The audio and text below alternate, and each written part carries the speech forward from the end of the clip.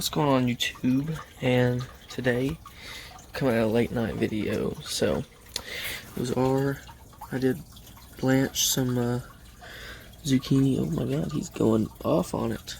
So, and then here's the bristle nose. I'm pretty sure there's one up in there. No, maybe not. I don't know. Oh no, he's all the way over there. But there's one right there. And here's their cave. I threw one in there so they would eat it overnight, but I don't know if they're gonna eat it. So let's see. Snell. There's the tank, always looking good as always. So let's head down here. I just filled up a little bit of water so they didn't go too low. Alright, let's go. So I did the same thing in this tank, and I threw some blanched zucchini in there. Threw two over there. And of course they're on the same one, chowing down. Threw one right there. And of course they're chowing down. Look at that. Got one over there lonely in the corner. So, but yeah, we got still beautiful male right there. And where's the other male at? That's a pretty male though. And then, where is, I think he might be down there eating. Oh, that's a pretty female.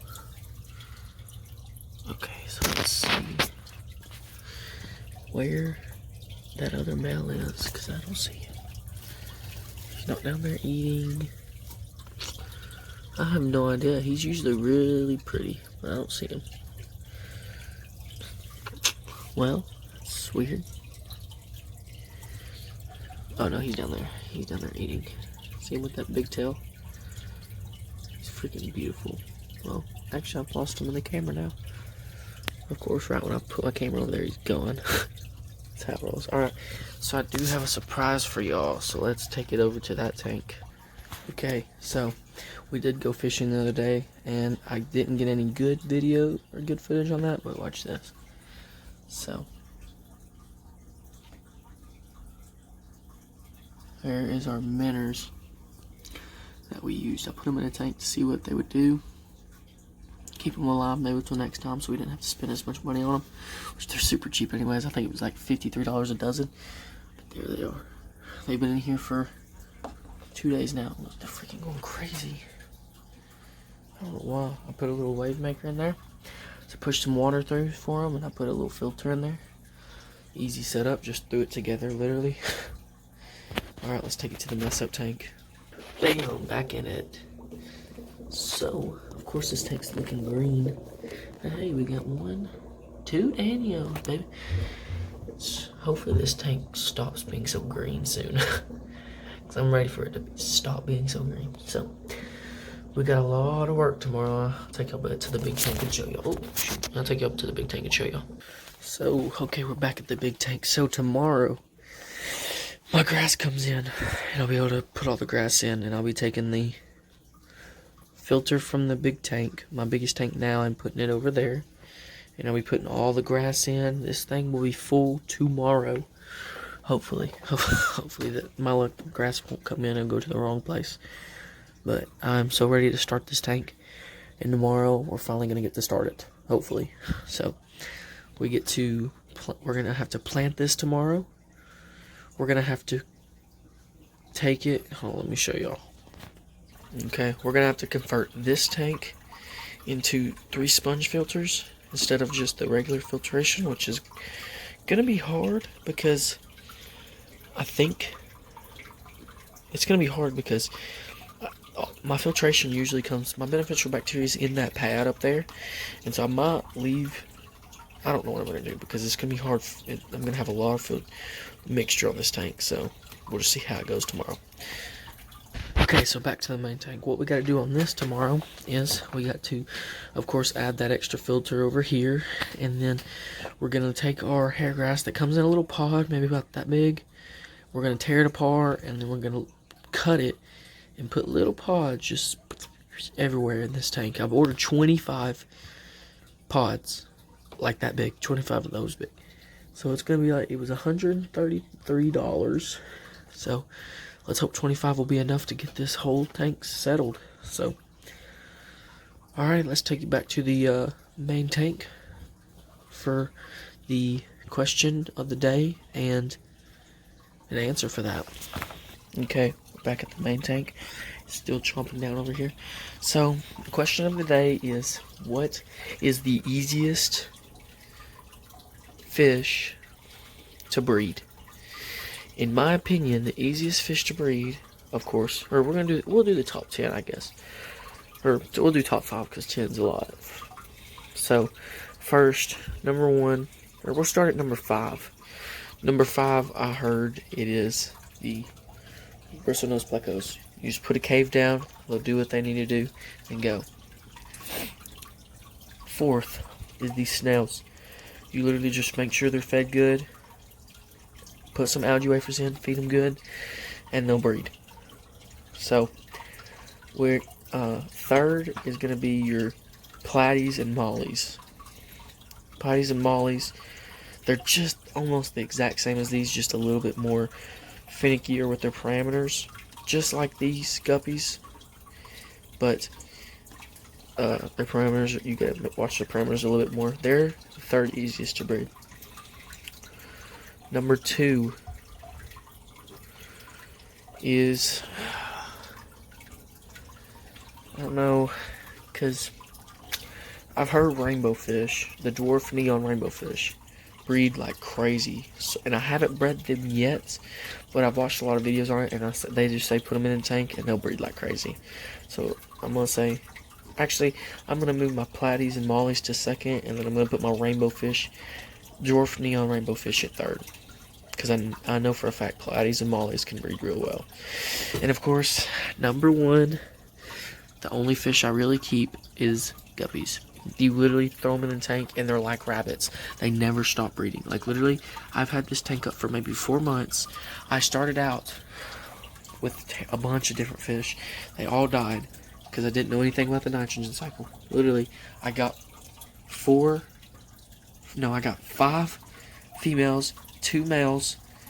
I literally, when I saw a female was pregnant, I took her down here and put her in this tank. And she would breed, or she would shoot out babies like crazy. And then, whenever she got done shooting out babies, I put her back in here. So, and literally that was 3 months ago that I put them.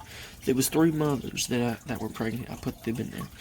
I ended up taking one mom back after she gave babies because she really didn't have much color. And so I just took her back to get one that had color, and I ended up getting her. So, and literally, this plank's been up for maybe 4 months after I bred all of them, and you can just see them swimming around everywhere. They're like rabbits. They just breed and breed and breed and breed. So let's go over to the main tank, or the biggest tank that we're starting tomorrow, and we'll talk about what kind of fish is going in. Okay, so the fish we're doing starby, cories, and I think we're going to add one of the bristlenose plecos once they breed down here in the bottom. Maybe add a cave in the corner. I don't know. I don't really care if they breed in this tank, because I'm just going to make this tank. If they breed, they breed. If they don't, they don't. It's whatever. And then, in the middle to lower, is going to be Harlequin, I don't know really how to say it. Harlequin rasboras. Or they're also called as pork chop rasboras. They are one of the hardiest fish I think there is in the fishing hobby besides Danios. Danios are freaking, they'll take anything. And and this is, I don't want to say this is all true. This is all based on opinion based, not if you don't get this fish it's going to die because it's super finicky with its parameters. This is just how I've learned and what some stuff I know. And then for the main, really I got this fish for the top and kind of middle. It's going to be dwarf neon rainbows, and I won't be adding fish for a while until I can get this. What I plan on doing is I plan on planting that, letting it clear up, because this is just dry right now. So this is going to be really dirty. So this is, when I fill this up tomorrow, it's just going to be brown. So whenever I get that finished, and once I get it clear, I'm going to just turn that baby on and let it roll. Once I get this clear, then I'm just going to start dumping. Or I'm just going to take I got some fish food that I don't use anymore. It's goldfish flakes and some bug bites. tropical formula for medium and large fish, and every fish I've ever fed it to is too big. The fish pellets are too big for it. So what I'm going to do is I'm just going to dump food in this tank and let it just rot. And so my plants will freaking skyrocket because of all the ammonias and stuff. They'll eat those. They'll eat the nitrates and all that. My beneficial bacteria will grow like crazy in this tank. And then my water will be cycled. I'm doing a no fish.